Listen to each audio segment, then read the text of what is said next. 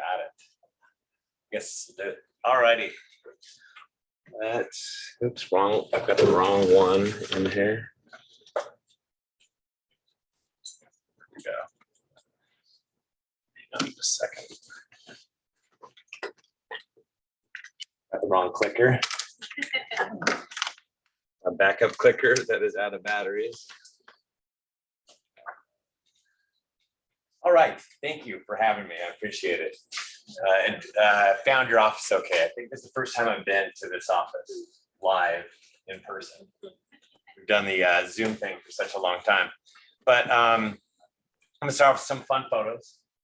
Watching realtors brag about selling over list price in 2022. Actually saw somebody doing it on Facebook. I thought, how funny. They're bragging about being above asking in this marketplace. How listing agents, look at all buyers agents in this market, bring me your highest and best peasants. Yeah, those are great. How about all I said was I need a realtor to help me sell my house, realtors. This has to be my real estate guardian angel. When the new agent asks what days they get off. Never. Right. I'm looking for something luxurious but not too expensive. Realtors say no more. This is how everybody in the United States sees California's values right now, by the way. Buyers, I hope interest rates don't get any higher. Interest rates. Real estate is like dating. The longer you're on the market, the more people wonder, what's wrong with you? Millennials, come on, collapse. Right, and then 2020, 2021, 2022. Make sure I got it on this. And then a seller is disappointed the property only sold $100,000 above the list price. It's crazy. It's wild expectations. That's exactly what we're dealing with. You guys are still dealing a little bit with this. I'm sure you guys have your stories of everything that's still selling. There's a bit of froth in the air, and we'll get into more of that. Let me get into my own introduction. I'm a quantitative economics decision sciences major from the University of California, San Diego. That's in La Jolla. I am 31 years in the business. Orange County native, Cal Valley High School grad. That means off of Avery and Mission Viejo. That's where I went to school. And 9 kids. So these are our 9 kids. Covering up him. I brought these 6. My wife brought those 2. I adopted her. She adopted mine because we had them all the time. Crazy stories. And then we had that guy, Zeke. He's 4. He's the only one at school right now because everyone else is off for summer. He still has another, I think another week. So we've been all over the press, from the Financial Times of London when Warren Buffett sold a house, all the way to the New York Times, and everywhere in between. And as a matter of fact, about a month ago, I was on NBC. I was preempted though. We were supposed to be on twice on a Wednesday, and there was a car chase. Preempted. So that was more important than the housing market, apparently, which we've all seen those. My kids had never seen one because we don't watch the news. They thought it was pretty cool when one of the guys jumped out of the car while it was moving. So, but the next day I was on, but I was only on once. Reports on housing, your local real estate snapshot. That is our company. This is what we do. It's about delivering the power and strength to you guys so that you guys can set the tone and the narrative to what's really going on, because everybody out there has an opinion. You got to cut through all the noise too, because there's so much of it out there. There's YouTube blogs. Matter of fact, I just saw an article from a weird, strange magazine, but people are pointing it out to me. There's a guy that rents in Texas. He's a renter in Texas, and he's been calling for the crash and prices coming down for over a year and a half now. And everybody's like, whoa, this guy's getting more and more subscribers because that's what everybody wants. They want that to happen. It's not going to happen. It's just not going to happen the same as what happened before. I don't really focus on closed sales data. I focus instead, closed sales data is like looking in the rearview mirror. We just found out what Case Shiller was doing at the beginning of last week, and that it was a reflection of March, which is January, February, March, closed sales data aggregate. They look at that that's how they come up with what values are doing across the nation. That's March. That's a reflection of a long time ago. And so I don't like to focus on that. Instead, I want to look out the windshield, what's going on right now today. So the way my report reads, it's like real time. It's like looking at your dashboard, and it gives you the available number of homes to show your clients today, which is growing finally, because the start of this year, there was absolutely nothing. And I do take a look at demand, which is a snapshot of new pending contract activity. So it's contract activity once we go into escrow. And then it's 30-day snapshot. And then from supply and demand, I'm able to get you the speed of the market. And based upon the speed of the markets on how hot the market is to whether or not it's a buyer's market. So our reports are used for the buyer's consultations, seller consultations, your marketing proposals, as well as to get price reductions. This is the year price reductions are coming back. I'll show you what the statistics are for price reductions. It's to get buyers off the fence, stop talking about them, waiting for prices to come down. This is the top of the market. I don't want to buy at the top. All those things that buyers say, which is not really true at all. And then it's just about, closing more transactions by properly setting expectations of everybody. Because like I said, everybody has an opinion. Your parents, your kids, everybody does. TikTok has 3-minute episodes on why things are going to crash. I don't know how you can go over it in 3 minutes. It makes no sense to me, but because there's a lot more going on than 3 minutes worth of charts and data. And we have reports that dot all over Southern California. You guys are right on the cusp. This is Los Angeles. I have a lot of people that subscribe to LA, Orange County, and Walnut. They have to, Orange County, LA, San Bernardino, because it's right there at that hub of the 3 counties. But we have them that dot all over SoCal. So if you pick up a listing someplace else, you can always get one for like a month-to-month type of thing. And we are about to launch very soon, probably in July or August. It's been so busy this year, it keeps on pushing it back. But we're going to be launching the Bay Area as well. I've been following the Bay Area for over a year now, so I have a year's worth of data. They thought they were immune to this, that this wasn't going to affect them, and it's totally affecting them. I also heard from people in Nashville, Tennessee that said, no, our market's too hot, too good, too many Californians coming. Their market's slowing down too. Everybody's market is slowing. And these are what the reports have kind of looked like, some of them so far this year. 2013 was the hottest market that I had seen up till the last couple of years, where we reached a very few number of homes on the market to start off the year. So it was a hot seller's market from day one. Last year was even hotter than 2013 with fewer homes on the market. And this year, even fewer homes on the market, was the hottest market I've ever seen. I don't think we're ever going to see a market like what we saw at the beginning of this year. This year was ridiculous. We had cities that, bless you, that had as little as like 3 homes on the market for the whole entire city. And for LA County, the biggest county in the United States, we're only like 4,200 homes. In Orange County, 965 homes. That's not that many, 1,250 in San Diego County. So if you add them all up, that's not many homes for this gigantic piece of the United States. Rising rates versus no inventory. I explained that if rates continue, that it will eat into this no inventory problem, and we'll get more inventory. Going, gone, talked about auction-like atmosphere, because that's what we were dealing with. You could still deal with that if you properly price your properties, but the problem you guys are having is properly pricing properties, because sellers are way ahead of their expectations are what it was the last 2 years, not what it is right now. And will it slow in 2022? So I did something like this last year. I repeated it this year. You have to get this rise in interest rates. That's what this dotted yellow line is. And that is exactly what we got. I spelled out for you exactly what was going to happen based upon rising rates. And that's exactly what we're dealing with today. That was back in February. I talked about that. Out of control. So last year I called it an unhealthy market. This year it's out of control. That's basically the way it felt. It felt just ridiculous. And the stories that I was hearing about where things were selling for $200,000 above the asking price, $250,000, $300,000. It really was like an auction. And I don't subscribe to that kind of market at all anymore. This is one about the changes that were going on, called changes. You know what this is from? Yeah. David Bowie. Right on. Thank you.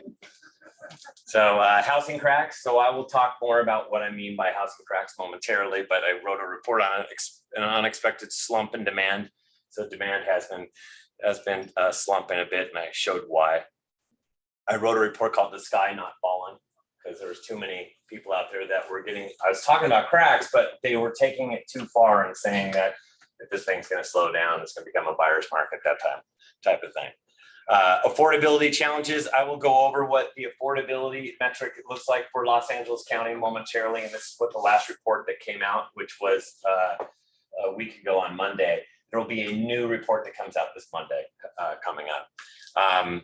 But it's been kind of like a whirlwind tour for me this year, because last year, nobody really, I would do meetings and stuff like that. They weren't as interested. All the Zoom cameras were off. Now it's much different.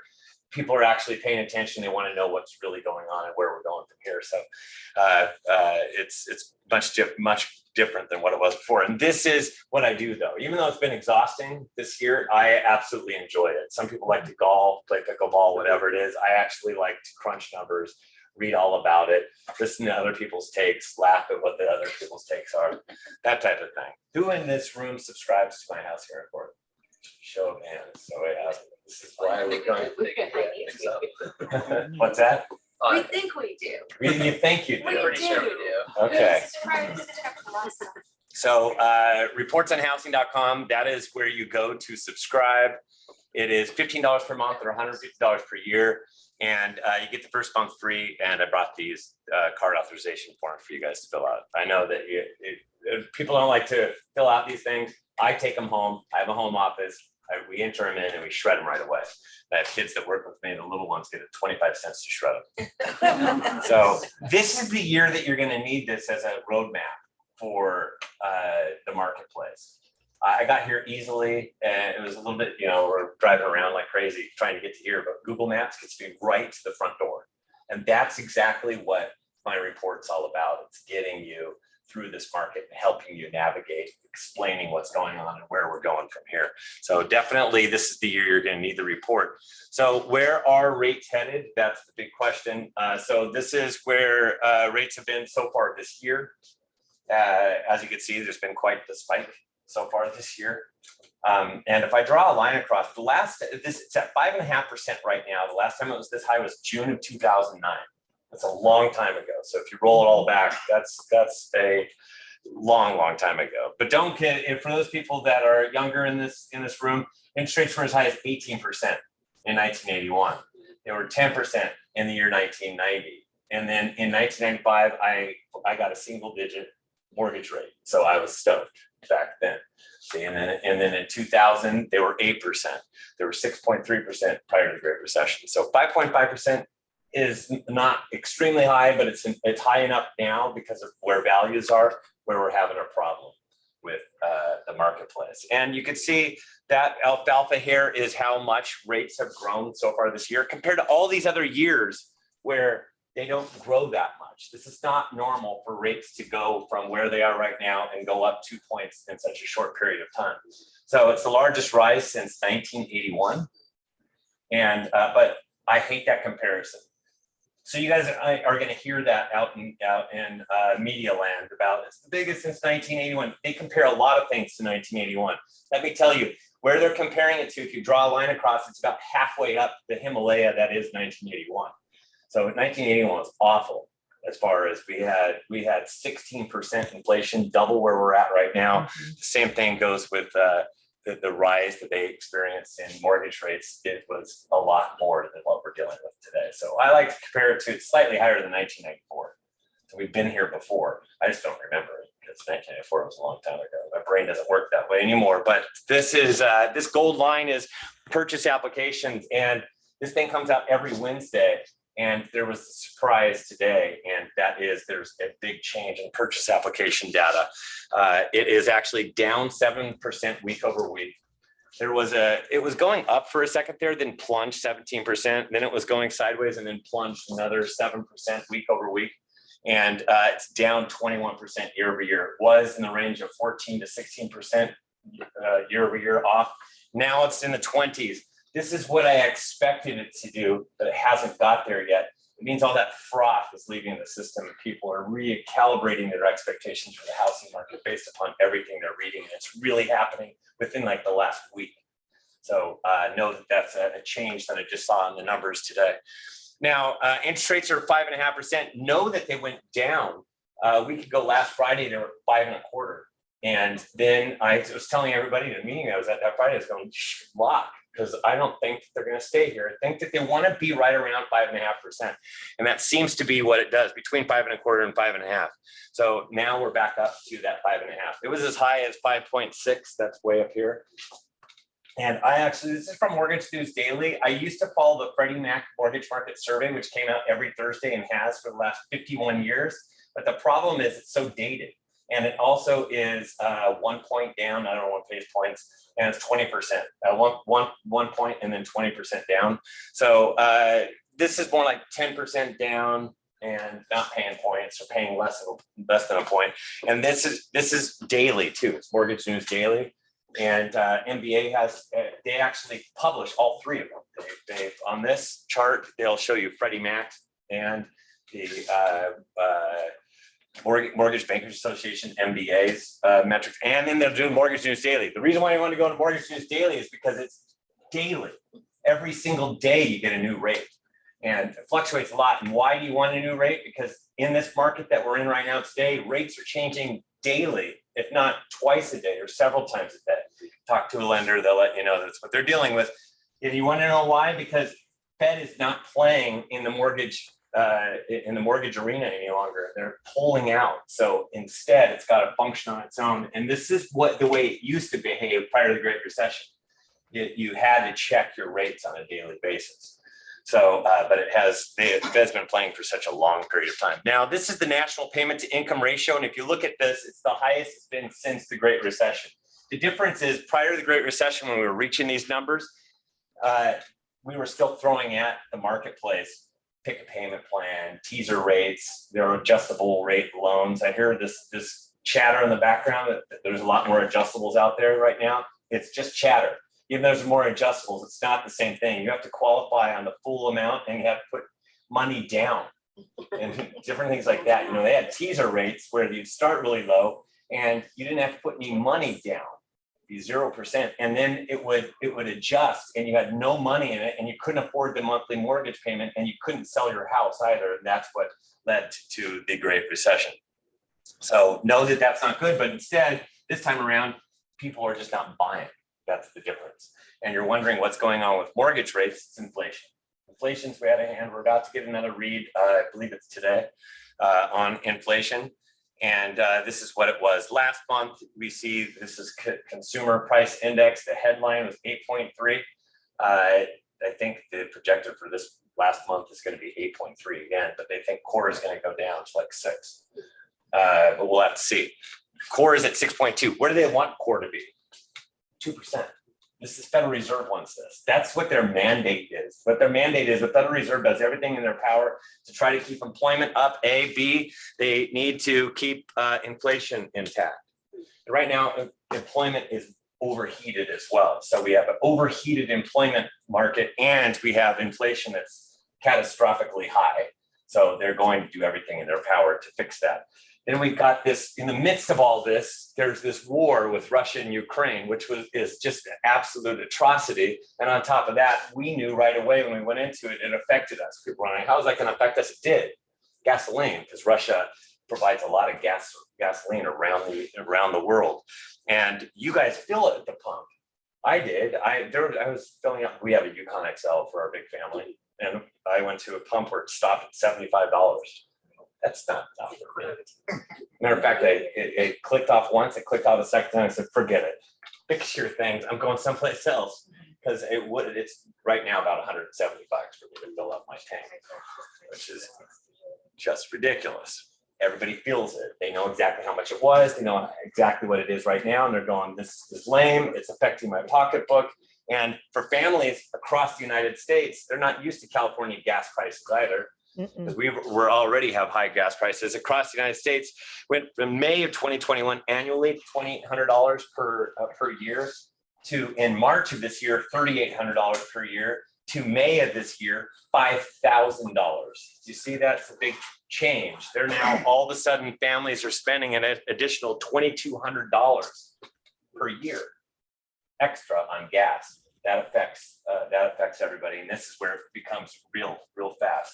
But we've been paying inflation already. You guys have been doing it. When we come out of the grocery store going, what the world just happened? I was at $100. I just got like 4 things. You know that's called inflation. You just don't know exactly what it is, but gas you do. So gas plays this mind thing and changes consumer behavior. We're going to start to see less and less of this because we're paying more for gas type of thing. That kind of logic is going on right now. And the Federal Reserve realizes they're behind the 8 ball. They are way behind the 8 ball at this point.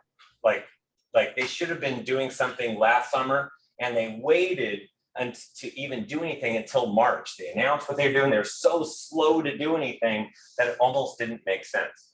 By the way, Fed did absolutely nothing, but our interest rates went sky high from the very first day of this year all the way continuing on.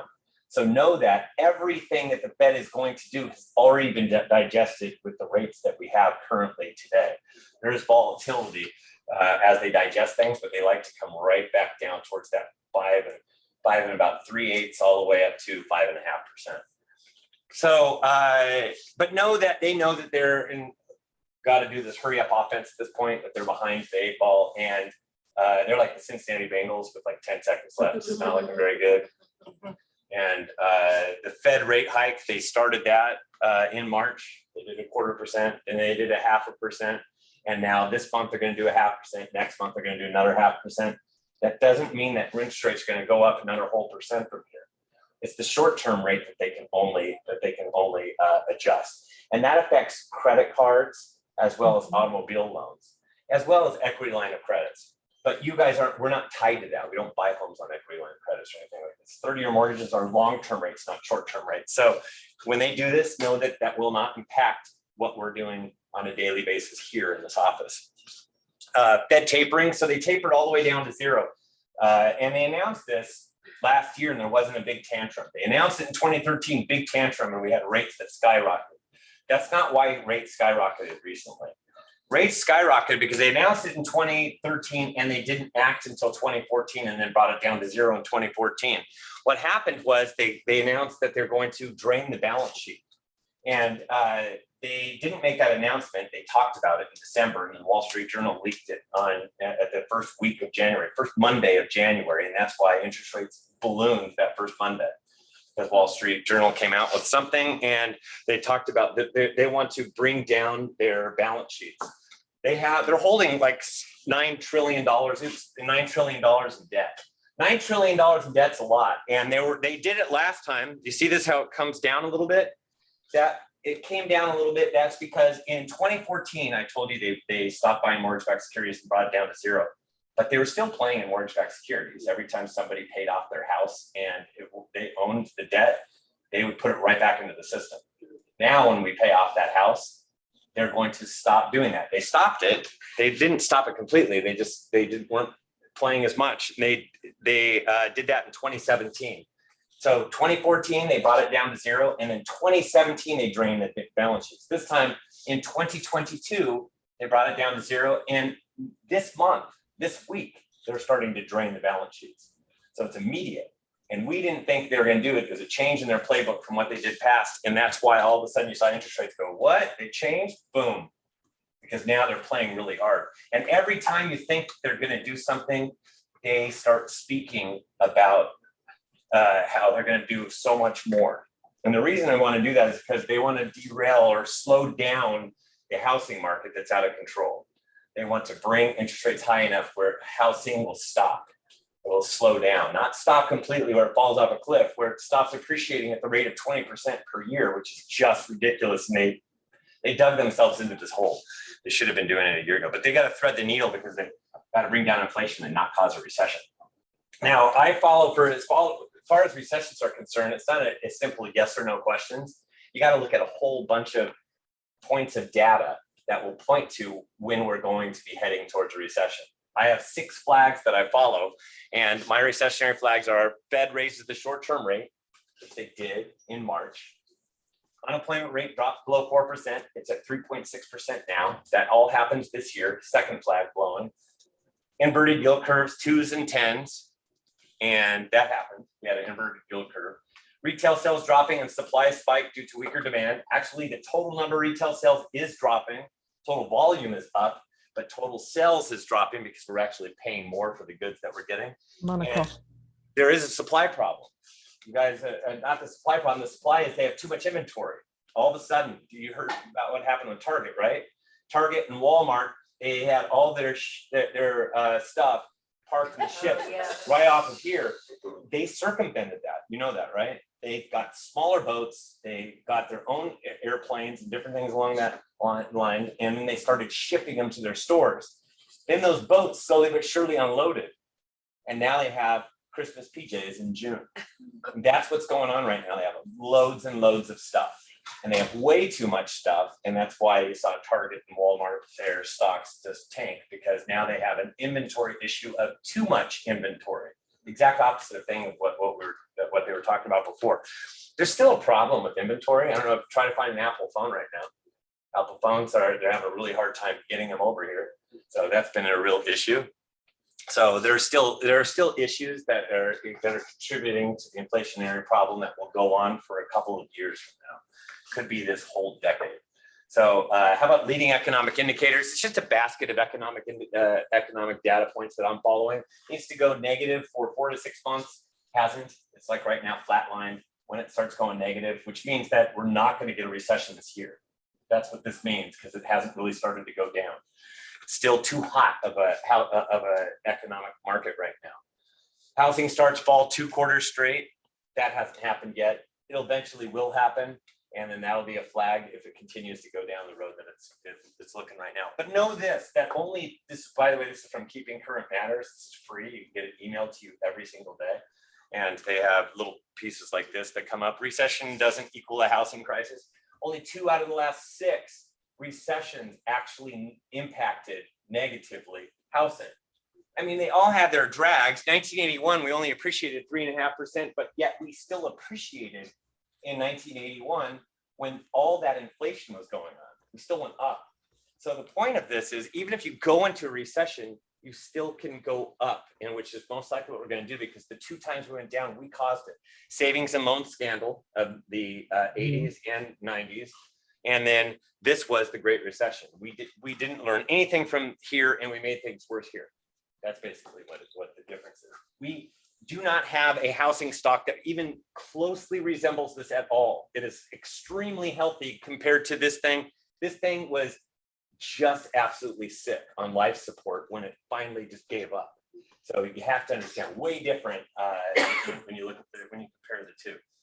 And jobs right now is crazy. So you need to have a lot of unemployment in order to drive housing negatively, and we're not going to get it. As a matter of fact, we have the exact opposite. We have way too many job openings, 11 million right now, and we have way too few people looking for those job openings. As a matter of fact, it comes down to 0.6 people for every job opening. That means that 0.6 person, that doesn't exist.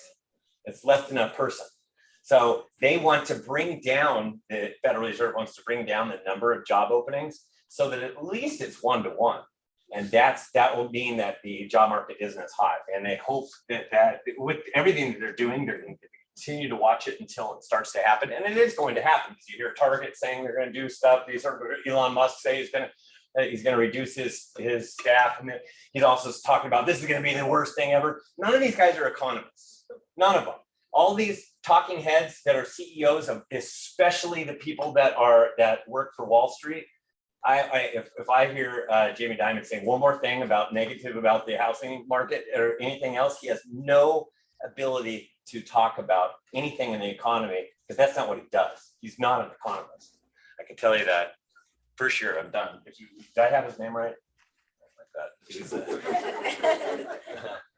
4.5% to 6% is where interest rates are going to be.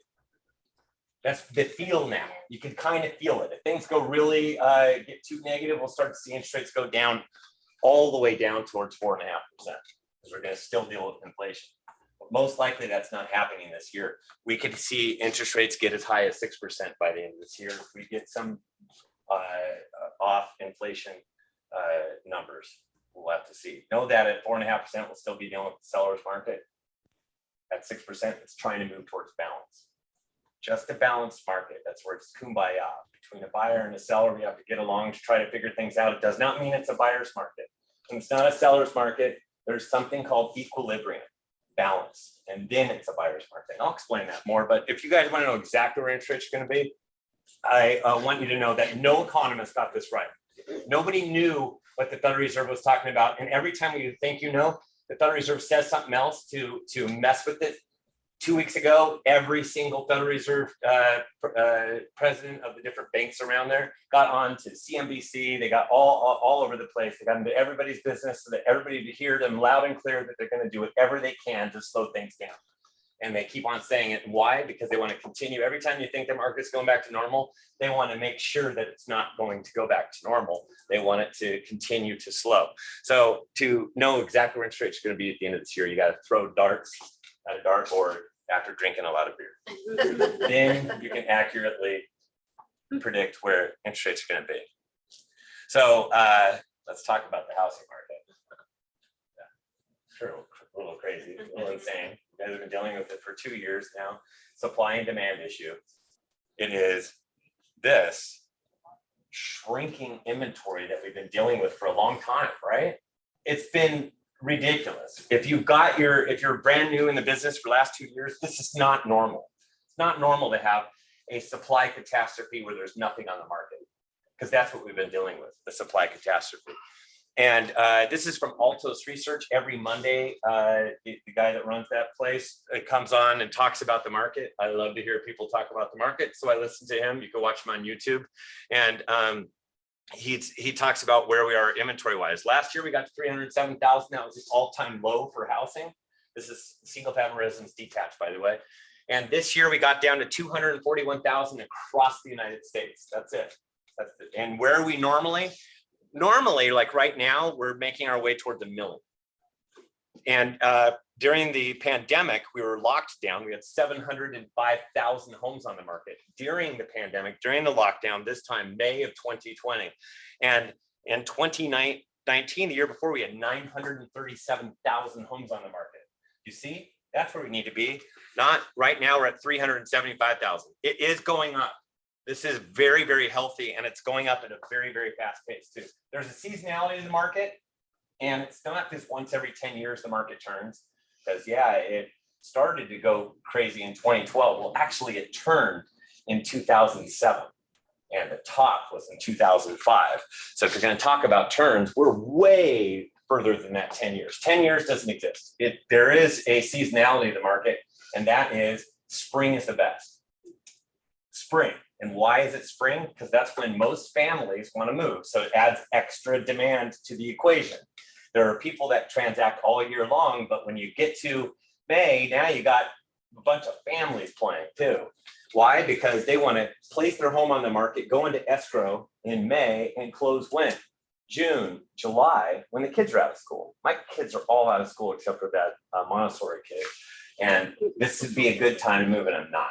I already did that in 2019. Not doing that again. But so spring's the best. And then you get to summer. By the time you get to the end of July, your runway's over, because you've got to go into escrow to close when?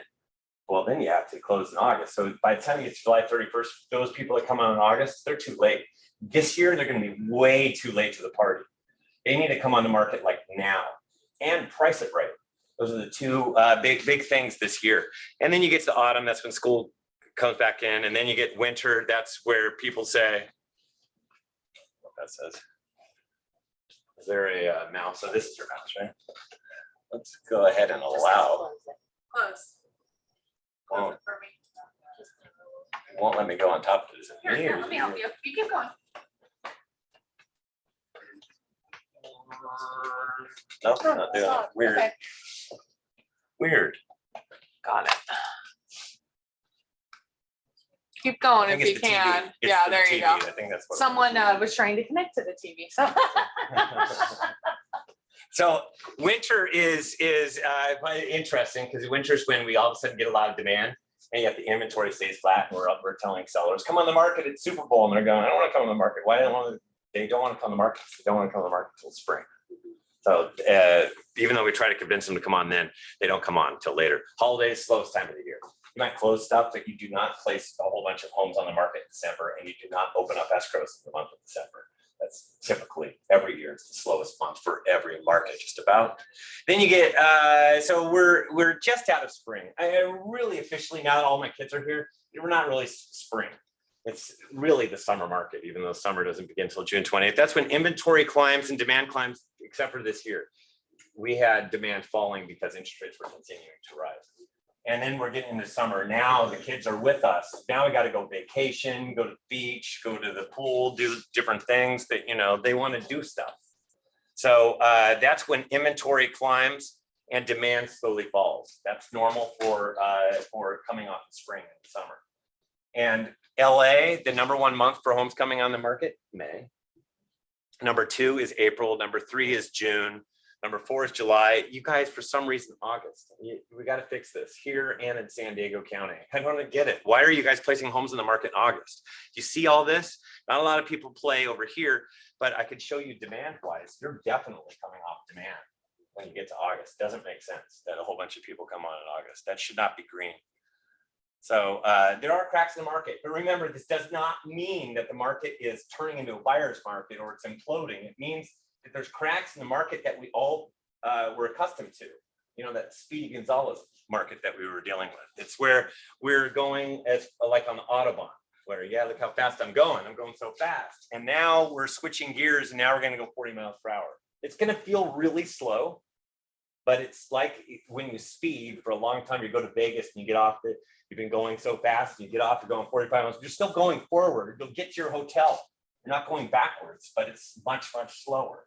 That's what this is like. So that's what the feeling is going to be like going forward. It's not a crash or a bubble. It's not a bubble or a crash. Instead, there's a missing ingredient in order for it to be a bubble or a crash. You know what that missing ingredient still is today? Supply. Of the supply and demand equation. We don't have enough supply. And I don't know where we're going to get it. What we're getting is a little bit of more supply right now than we started off the year. We're slowing down because interest rates are rising. And a lot of buyers are saying, no, I'm not doing this anymore. And as long as we have interest rates that stay 4.5% or higher with duration, this is what I talked about in that one report, that the demand will slow and it'll allow the inventory to rise, and market times will go up. It'll take longer to sell a house, right? So the green dotted line is 2013. We did this in 2013. We did it in 2018. These are mortgage rates in 2013. This is the inventory for LA County in 2013. Do you see what happened? We got a lot more homes on the market when we had very few in 2013. Same thing's happening here. We started off with, like I said, nothing on the market, and now we're getting inventory. We're finally getting a lot more homes. And it's because of what's happened with mortgage rates so far. And this was last week. So this week when I do it, it's going to go right back up to this line. So you can see we kind of found a ceiling up here. We'll have to see what it does from here. But this is where it is going. And how are we going to build this inventory? On the backs of dogs. Dogs, those homes that smell like a dog, look like a dog. They're a dog. They're not priced like a dog. They're going to sit. And before, in the market that was frenzied, the dog was the only thing that came on the market. You had like 30 offers on it because it didn't matter. There was nothing else on the market. So people would overpay for this dog. I'll do it myself type of thing. And now if you got two like properties now on the market, one that's a dog and the other one is nice. Which one, and they're same price, which one are you going to purchase? Nice one. This one is going to have to reduce their price to reflect the fact that it's a dog. And then there's also properties that, they might back up to one of those oil things that go up and down, or there's freeway noise. There's airplane noise, takeoff patterns, things like that. During the last 2 years, you can get away with selling these things. And people would buy them with multiple offers because there's nothing else available. Now that we're in this market, if you have one that backs up to the 405 and one that doesn't, and they're exact same property and same price, which one are you purchasing? The one that's in an interior with no freeway noise. And now that one that backs up to the freeway or has airplane noise has to reduce their price. because that's the real market value. They got away with it before, but they can't get away with it anymore. So that's the third. And a third one is just these ridiculous homeowners that overprice their properties. I've seen it. You guys have dealt with it. Who has an overpriced property in here in this room right now? Just don't be shy. I love that slowly rising hand. That is my favorite of all time because you're on the other side of the bullpen. I think that's great. I love it. So one of you guys are going to win this because I had these made. I went to my sign company in Laguna Hills, RESS, and I haven't bought a sign in 100 years. I used to be an agent back in the 90s and early 2000s. But I went to RESS signs and asked for these overpriced signs. And I ordered them ahead of time. And my daughter came with me to pick them up because it was her spring break. And because I knew we were going to deal with this year. And she was standing next to me and I asked for my overpriced signs. And the gal went off to go get my signs. And what did she say, my daughter? She said, "That was rude, Dad." I like my overpriced signs. And then when they came with my overpriced signs, the joke was on her.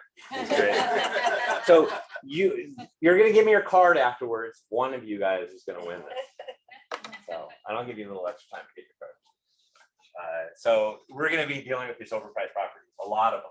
And then you're going to be dealing with price reductions. You guys are already dealing with the sellers that are total complete knuckleheads. Some of them you're not going to want to take the listing because if they come on the market in August, they're not selling this year.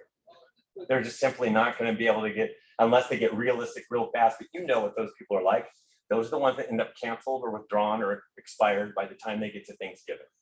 And then they want to enjoy the holidays. They pull their homes off the market. This is the year for the expired listings, or all those people that are waiting for expireds to call on. They're coming.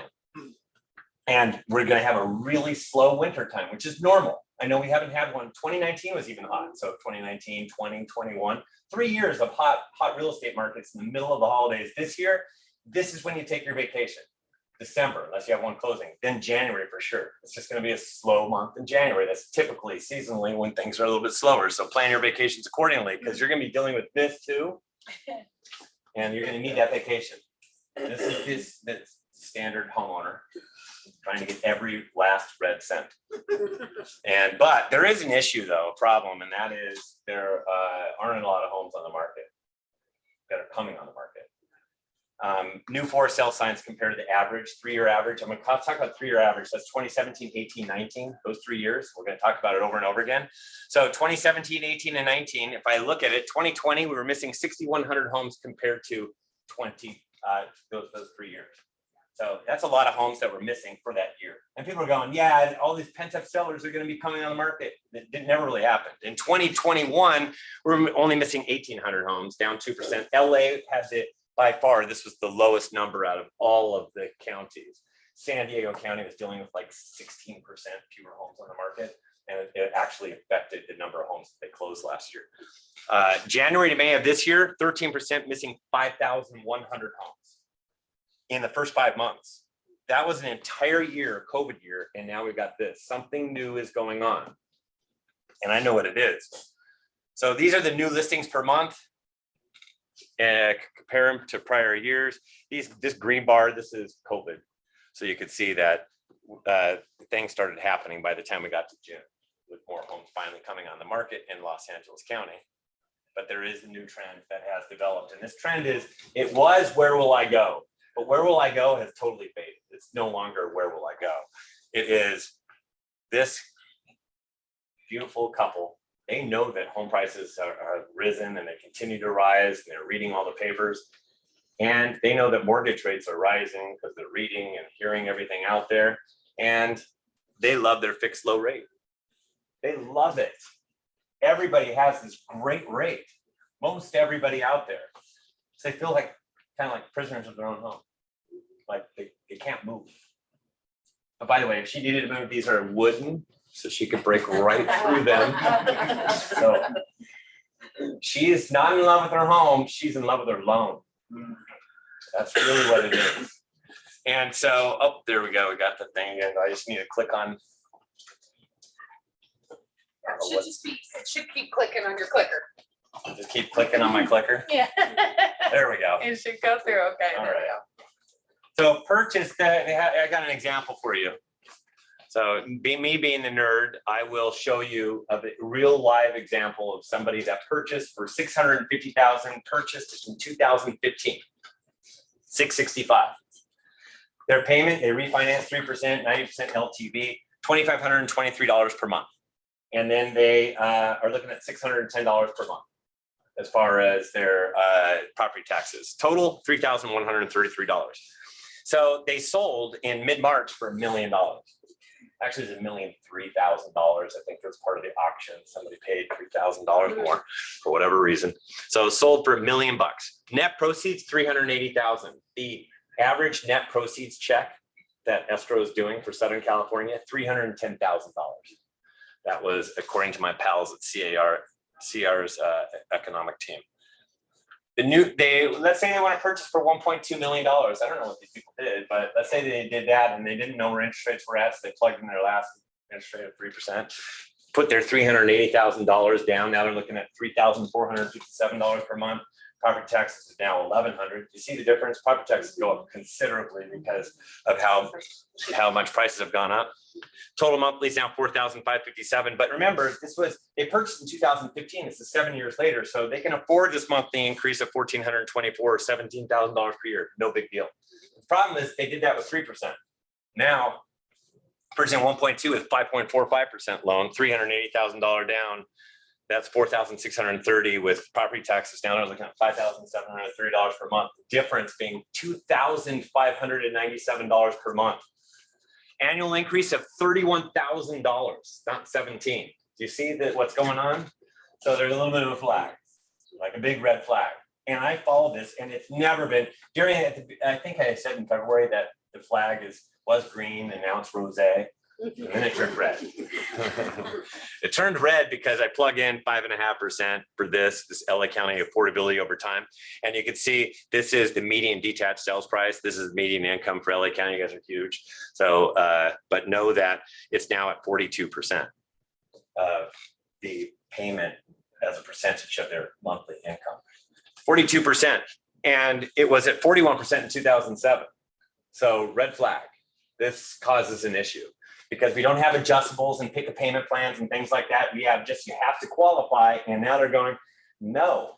And that's why we're getting fewer and fewer buyers in the marketplace. And by the way, I will send you guys a copy of this too, this presentation. And so this couple is fine. They're not moving now. They did the math. They talked to their lender. Don't feel sorry for them. Please don't feel sorry for them at all. They are sitting on, they have good jobs, good credit. This is the great credit. This is the good credit that's gone on for years. This blue is 760 plus credit scores. It's been survival of the fittest for years now because you guys have been picking the best offer of 20 or 30 who has money in the bank, a good job and good credit, and they've been winning for a long time. Compare that to prior to the Great Recession. See this mixed bag of credit right there?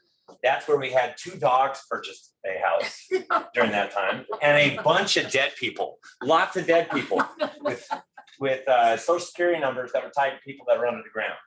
So yeah, it's true. There's a lot of fraud. Pick a payment plan, subprime. Pick your program. The thing was broken, completely broken. That's not what we have now. This is where we have those dogs. So we got the equity that came up, but then all of a sudden, when the market turned just a little bit, the market imploded. This is real solid equity. This is not going anywhere. Matter of fact, it's the most tappable equity on record.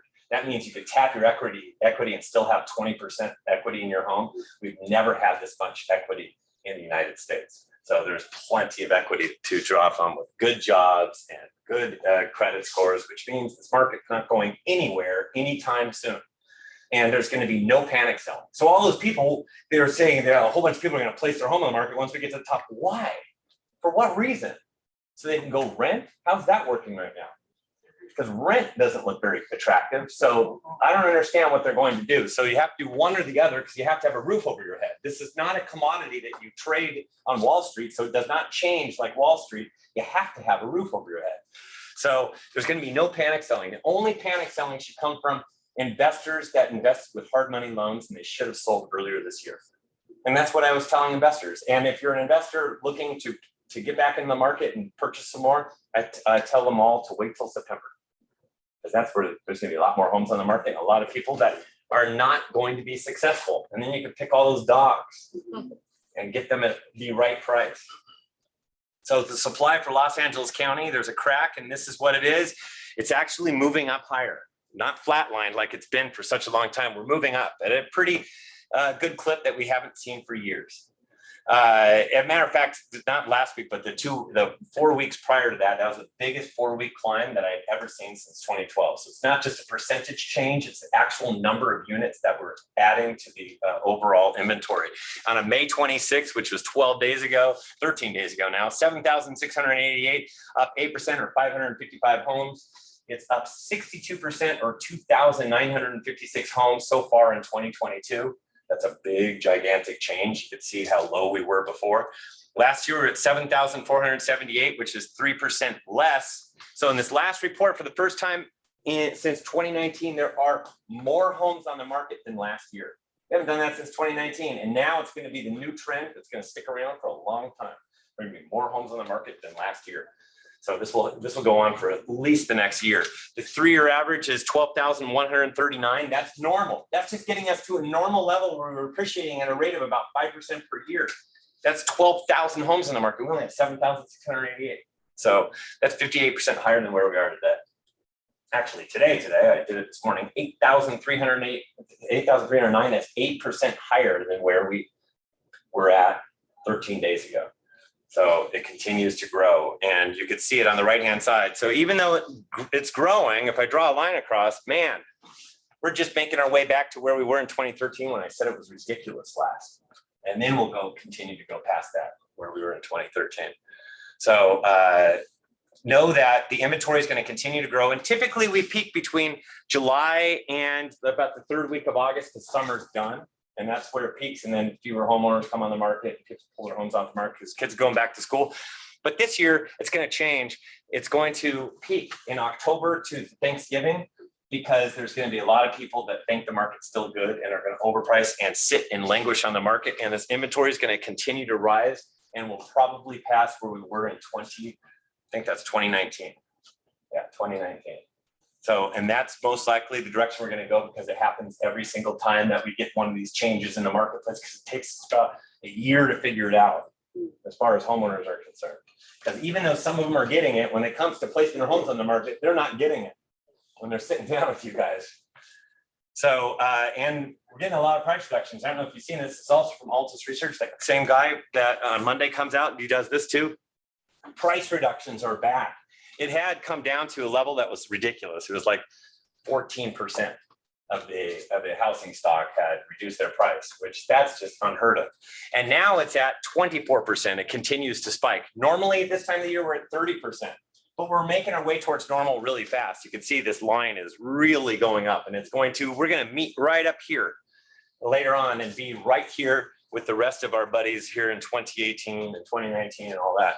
So Los Angeles County, 23% of the entire active listing inventory has reduced their price so far. That was as of last week. When I do in the week before, it was at 19, or it was at 21, and now it's 24. And then I can't wait to see what it is this Thursday when I do it, which is tomorrow. It's going to be higher. It's going to make our way towards 30. So we're getting there really fast. You guys are doing a lot of price reductions. Demand used to look like this. Uh-oh. Got this problem again. Hang on. I'm clicking through. We'll get there eventually. Just FYI, if you guys are on your phones, please don't try to connect to the TV.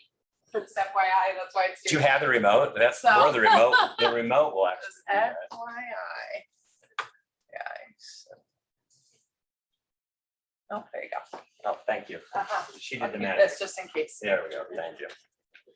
Appreciate it. So that's leaving. And instead, it was interest rates that were fueling everything, right? 17 record low interest rates. The 17th record low was in January of last year, 2.65%. So that was, we got into the twos. Who thought we were ever going to get into the twos in this room? He did. That's good. One guy. Do you think we can get back to the twos? Yes. Yeah, I think eventually down the road, there's this trough. It's a long-term trough. And that's because money's getting older and people don't have places to park it. So it does less and less over time, which is why you get negative interest rates in areas like Japan and Germany. But now there's pressure because of inflation for it to go up.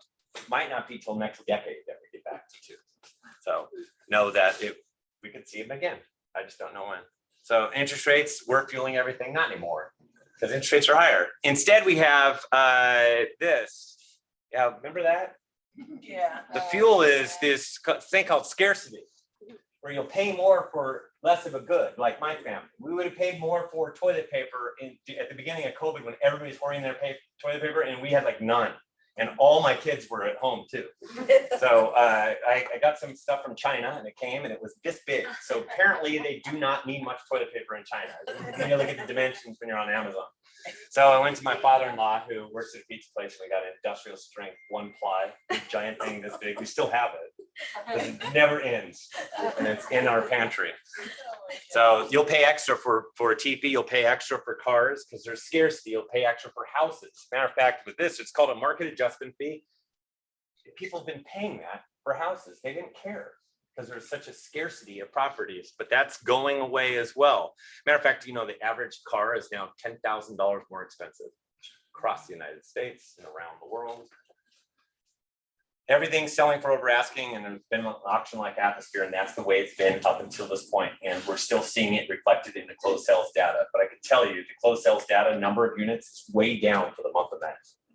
And so I've done the analysis. But as far as these over asking price thing, it's still a problem because it's everything prior that we place into escrow. And that means there's still a lot of fraud. If you've got somebody that's willing to pay an extra $200,000 above the asking price right now, you need to let them know that's not a good idea. It's not. And then they can make an adult decision as to whether or not they still want to do it. Because I've advised people in the past to don't buy this house because it backs up to the railroad track. They go, I really don't care, Stephen. We're writing an offer. That's up to them. I told them that it could have negatively impacted value, but they made that decision. Same thing with this fraud thing. Why don't they want to pay? Because if they pay an extra $200,000, that's based upon this clip of when it's going up 20% per year. But I'm telling you, it's dialing back from 20% down to 5%.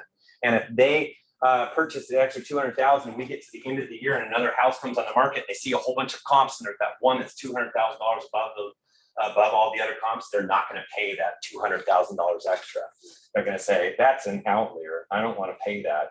I'm not paying that. And that's the way buyers are going to be. So that person's going to be stuck with a home that's $200,000 extra. They didn't have to pay that. They could just wait a little bit longer. So that's why I advise against it. So, but they can still make their own adult decisions. Matter of fact, California Association of Realtors, the number of homes that closed in April above their asking price hit an all-time record. 72.8% of all homes that closed in the state of California in April sold above their asking price. It was the highest ever. Prior to that was May, June, and July hit 70% plus. We hit it 72.8% in the month of April. And the median time on market was 8 days. And the sales to this price ratio across the California, 104.2%. So on average, houses were selling 4.2% above their asking price. You guys dealt with it.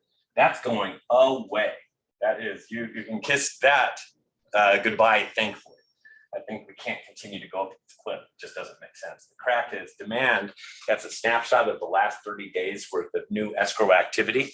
And on May 26, 13 days ago, we were at 5,147, went down 1% or down 65. So pending sales in a 2-week period of time. So it's not like falling like a rock, like so many people think that demand is. We already digested it. We were following it like here, and then it started to dwindle and did this. It flatlined. And that's because we were digesting the 5% plus interest rates, which we have successfully done at this point. Last year, we were at 6,773 escrows at the same time period, which is 32% higher. March 31st to May 26th, we went down 7% in demand. So it's not gigantic, but normally we go up 4% in demand. So you can see that was the digesting of the 5% plus interest rates. The 3-year average is 5,990, which is 16% higher than where we are today. And today we're at 4,979, so down another 3% from 13 days ago. So we're below 5,000. We're below this line right here. And now for the first time, when I do this report on Thursday, we're going to have demand is going to be the lowest at this time of year since 2012. The problem is I only have numbers that go back to 2012. When I look at the Great Recession, numbers go way lower than that. So you got to be careful what you compare it to. But it's decelerating our marketplace. And this is typically where we peak as far as demand's concerned between April and the third week of May. And we peaked instead on March 31st. And value, and then where are we going to go from here? It's going to continue to go down slowly. And how fast is this market moving? Well, there's a crack, and this is expected market time. Place your home on the market. When are you opening up escrow? On March 31st, we were at 31 days. That was it for all of Los Angeles County. On May 26th, we were at 45 days. So that was 13 days ago, or right? 13 days ago. Last year, we were at 33 days at this time period. And the 3-year average is 62 days. Now today, when I do all the numbers, which is kind of like a little teaser as to where we're going to be tomorrow, we're at 50-day expected market time. We're actually making our way towards just a regular, good old-fashioned seller's market. And it's going to continue to slow from there. And as far as where we are, Long Beach is at 36 days. I can't see it on here because I can't see my notes, but I do have notes of where you guys were at on March 31st. And all of these were way lower on March 31st than where they are today. So Long Beach is now at 36 days. Everything was like in the teens or the 20s. San Pedro is at 41 days right now. This is taken right off the housing reports. They do each individual city, do the number of homes on the market, what demands, what's the expected market time right now? What was it 2 weeks ago, 4 weeks ago, 1 year ago, 2 years ago? And RPVs at 22 days. Rolling Hills States at 27 days. They're still hot, but it's slowing really rapidly right now, like right now. So Redondo Beach is at 18 days. Same thing goes for them. I have a story of somebody that paid $250,000 above the list price for a condo, townhomes in Redondo Beach. And I go, good for you, that's great. I would never have my client do that, ever. Torrance, 31 days. Carson, 52 days. Wilmington, 38 days. Signal Hills at 25 days, and Lakewood's at 23 days. Know that these are still hot, but rapidly cooling. That's hotter than all of the county, right? But it's definitely cooling, and this insane market is leaving us. And this is anything below 90 is considered a seller's market. Anything below 90. Anything below 60 is hot. So we're at 50 right now, so it's still hot, which means appreciation is still happening, which means price that, according to the last comp, it should go above list price and you'll be fine. So, but just don't overprice it. Between 90 and 120, this is balanced. And between, this is where it's equilibrium, kumbaya. And between 120 and 150 is a slight buyer's market. And then above 150 is a deep buyer's market. We had like a 400-day expected market time during the Great Recession. So we're not going to get anywhere close to that because we're dealing with 50 right now. So nowhere close to that. And below 40 is actually insanity. We're out of insane. But there's still some submarkets where it still feels insane and you're still dealing with the insanity, but know that it's going to be leaving all markets behind. That's just what's happening as long as we have these rates that continue to remain high, and we'll see this continue to go up. So even though Redondo Beach might be hotter than the rest of the county, it will continue to be hotter when the rest of the county is at 90 days, maybe it's at 70 days. But you see, it's still going to slow down there as well. So home values based upon all this are still rising. And as far as a top is concerned, I do not see a top to this market yet. There are headwinds, but it's not blowing this guy backwards. It's just slowing things down. And there are geopolitical things that can affect us. It's all these outside forces that can affect the housing market. And when rates go up, it is a total motivator at first, but when rates go up like that, that's a deterrent. I don't know if I'm gonna quite make it. And know what the rising rates, the impact on affordability does. If you want a $4,000 per month with 10% down, just principal and interest, 3.25%, you're looking at a $1 million house, $1,021,000. Today, you're looking at a $782,000 house for the same payment. You see, and if it gets up to 6%, now you're looking at 741,000. That's what what happens to affordability when prices go up. Or on a $1 million home with 10% down, so you have a $900,000 mortgage, you're looking at $3,917 per month versus $5,110 per month. So that's the difference in payment from the start of this year to where we are today, and that's why you understand the impact of affordability on where we are today. As housing slows, when will prices drop? I get this question a lot. Even though I go through all this and say it's not going to be a buyer's market, I still get people asking me, so when are prices dropping? So I have to let you know that I understand what's feeding it. Like Realtor.com, which is not owned by NAR, has things like this. Home prices have begun falling. Here are the cities where they're down the most. They actually said the city of LA was down at the beginning of this year in price. I don't even understand where they get this stuff from. I don't make it up. They're talking about medians. Medians don't mean anything. Fortune, we're in a historically overvalued housing market, and these cities could see home prices drop 10%. And by the way, a lot of them here on the West Coast. Another housing bubble, we're skating close to one, says Realtor.com economist. I want to have a debate with these Realtor.com analysts because they are so wrong. And when I read this stuff and people send it to me, it really does irritate me. I used to comment sometimes. I don't even bother anymore. I can't. It's not even worth anything. That's where my hair turned white this year. So the market instead is just going to downshift from here to 40 miles per hour. That's what we need to understand. So everybody's going to freak out along the way and over exaggerate what they think is going to happen. And values instead, bless you, are going to go from 20% to 5% appreciation. This is per year, which means it's going up hot and heavy a lot every single month. This is 5% for a year, which means it's not going up very rapidly, and most of it happens during the first 6 months of the year. So know that most likely by the time we get to the second half of the year, there's not going to be a lot of appreciation. It's going to be so important to price accordingly. But I didn't say anything about values going in reverse. Didn't say anything about that. So going from 20 to 5%. And because there's a missing ingredient, I talked about it. Remember, it's supply. And I can show you Southern California. This is all of SoCal. The highest that they ever got was 50,000 homes on the market since I've been tracking it in 2012. But I do have the numbers prior, and it's a Himalaya. This is the Great Recession because it's missing all the numbers prior to 2012. And let me line this up for you. See how I did that? That was the Great Recession. In 2007, we had 120,000 homes in Southern California. And I know I did Orange County, 18,000. They don't even have 3,000 homes on the market right now. So 120,000 across Southern California. 43,000 was the average between 2012 and 2019. And we're at 22,000 right now. That's a long way to go, right? Long way to go. So I don't know where we're going to get these from. I don't know where you're going to find these listings. So market overview is this. Forbearance, know that forbearance continues to drop. That there's 689,000 people that are currently in forbearance right now today across the United States. 93% have 10% plus equity, which means they can sell if they have to, which is what they've done. 4.3 million was the total. The most people in forbearance at one time. It's down to 689,000. 8.1 million people took advantage of forbearance. And the people that came out, 7.4 million, 58%, 44.3 million are performing, which means they either paid it in lump sum, installment plan, or deferred to the end.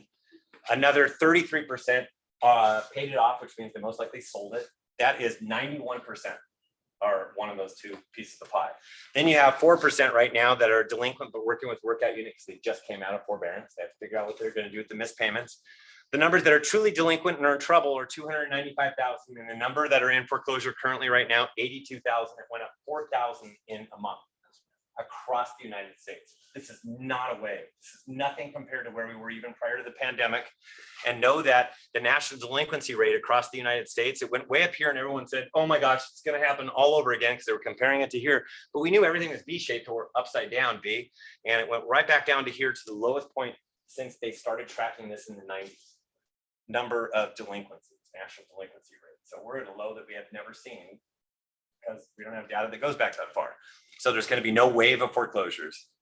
Instead, we have property values that are going crazy. I don't know if you saw this Case-Shiller index came out on Monday. We're at 20.6%, or last week, 20.6% appreciation year over year. That is a new record for the nation. and it happened for the month of March. Reflection of January, February, March. We'll find out what happened for the month of April at the end of this month. And closed sales are down 15% from January to May so far in Los Angeles County. And compared to 2019, it's actually up 6% so far. Compared to 2018, it's down 1%. So it's gonna probably feel roughly like 2019 by the time it gets to the end of the year. Orange County is gonna feel like even less than 2019. It's gonna feel more like a little bit prior to that. So luxury, redefined this year, used to be 1.5 million plus, top 10% as the start of 2021. It moved to $2 million plus at the start of this year. It's the top 10% of all closings for the prior year. That's how I gauge it. And this is what we're dealing with right now, the number of $2 million plus sales. If you go all the way back, you go back to 2000, there's like 2, and now you're doing a lot. And you see that, missing an orange line, there it is. 2022, it's up 11% over last year, and last year was a record year for the number of luxury sales above $2 million. But that's slowing. It was 15%, now it's 11%. So each month it's diminishing because we're starting to do this. And it's starting to back off a little bit, especially this last month. But I know luxury's caught a cold because of the volatility that's going on in the stock market. And so how will 2022 play out? Well, frustrated buyers not as willing to stretch as the year progresses. This is taken directly off of my forecast for the year back in September. As rates rise, sellers will not get away with overpricing, especially the second half of the year. And then rates between 4.5% and 6%. This is the only thing that I really had wrong because everybody had this wrong. I too did not expect rates at 5.5% by the time we got to May. Available homes ultra low until the second half of the year. We're going to get more homes on the market. Demand down year over year. Total sales down 15 to 20% compared to 2021, which last year was the most homes that we sold since 2005, and it was the largest volume ever. And then values rise between 10 to 12%. Distress rises slightly, no wave. Luxury continues to soar first half of the year, but decelerates as the year progresses. And normal housing cycle. That's spring is the best. Now we're into summer. And this is where you go, reportsonhousing.com. You click there to subscribe. I will send you out the most recent one, which is on affordability. New one comes out on Monday. It comes out every 2 weeks. It's $15 per month, $150 per year. You get a free month. You sign up utilizing that. And I have a house and debrief. It's every Thursday. So if you have some client that's been a knucklehead, go to Reports on Housing on YouTube and send them one of my many YouTube videos about something that was ridiculous that they're talking about. I've answered it. If I didn't answer it, let me know what they're saying that's ridiculous, and I'll make sure that I include it in a future episode. So I do have a new content page of free content. It's called The Scoop. Go to free content at reportsonhousing.com. You get Southern California, this little mini report that you can post, print out, but it has a whole bunch of different things. But if you want it for on the right hand side, you can actually click on customizing it for yourself, where you put your logo and all that stuff in your headshot. But you have to be a subscriber. It's $10 per month additionally if you want this feature. And now I can add, that's all I have. So awesome. Thank you. Thank you so much. Live Q&A, but with time, we're going to keep continuing on. I'm sure we're going to hang out here maybe for a minute or two. Yeah. And if you want to subscribe, oops, almost spilled this. That's okay. Raise your hand and I will get you one of these. Great. Thank you. Thank you so much. Yeah, if you don't mind just stopping sharing. There we go. I'm going to stop sharing. Okay, perfect. Okay, guys, real quick, I just have a couple more announcements. Great. So let me share my screen.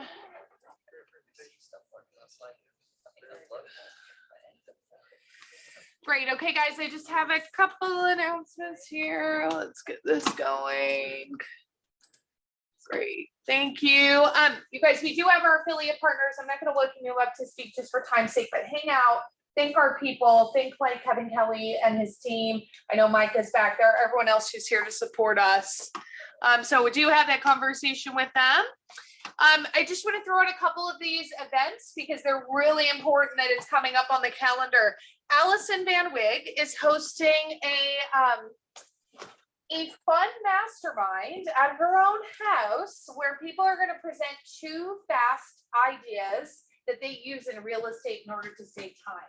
Okay, so make sure you guys come to the event. It is going to be a KW Cares event, so you can help support KW Cares in that way and hear some fun stuff about your business and also get to network with some of the top people in our market center, right? And it is possible she's still looking for presenters, so if Yes. you have ideas, please submit them to her ASAP to be reviewed. And no idea is too small, okay? So don't think about that. Ignite, we just started Ignite. Ignite is brand new, you guys. I don't know if you've heard. So we have our Ignite that we've had for many years. And although we do love all of those videos that we watch, Ignite has gotten a facelift. It is now completely new and different. It's actually 20 sessions. Before it was 12. So now it breaks everything down a bit more into specific things for new agents to do, AKA open houses, lead generation, etc. So if you guys are new agents, come and join us. If you're not new agents and just want to refresh yourself on all of those one-on-one activities, make sure you guys join us. It's every single day, Monday, Wednesday, Friday. It's from 2 to 4. Tuesday and Thursday, it's from 5 to 7. 5 to 7. Great. That's going on this week. Bar crawl. Lots of you guys have had it. Have any of you guys seen these posters up around the market center? Yes. Okay, great. So we have our bar crawl that's coming up. Remember, that's in office. So this is a KW Cares event. All you guys have to do is show up. You're going to check in at the front desk, and you're going to get the opportunity to stop at offices within our main office where they have some type of specialty drink that they want to share with everybody. So you get an opportunity. I believe we have 15, 16 offices or bars that are serving drinks. So it's going to be a great chance to come in and get to meet and see everyone and try some fun beverages from maybe where people are from or maybe what their favorite drink is, right? And our lenders will be providing pizza for the evening, so we will have cards to soak up some of those tasters. and they are tasters, so we don't want to get carried away with that. Thank you. I love it, guys. That's it. Thank you for staying late. Thank you guys so much. This was a great meeting. I loved all the content. Thank you. Appreciate it.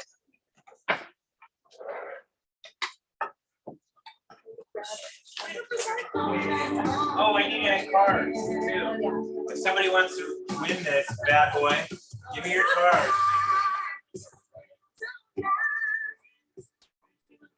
Bye, Zams.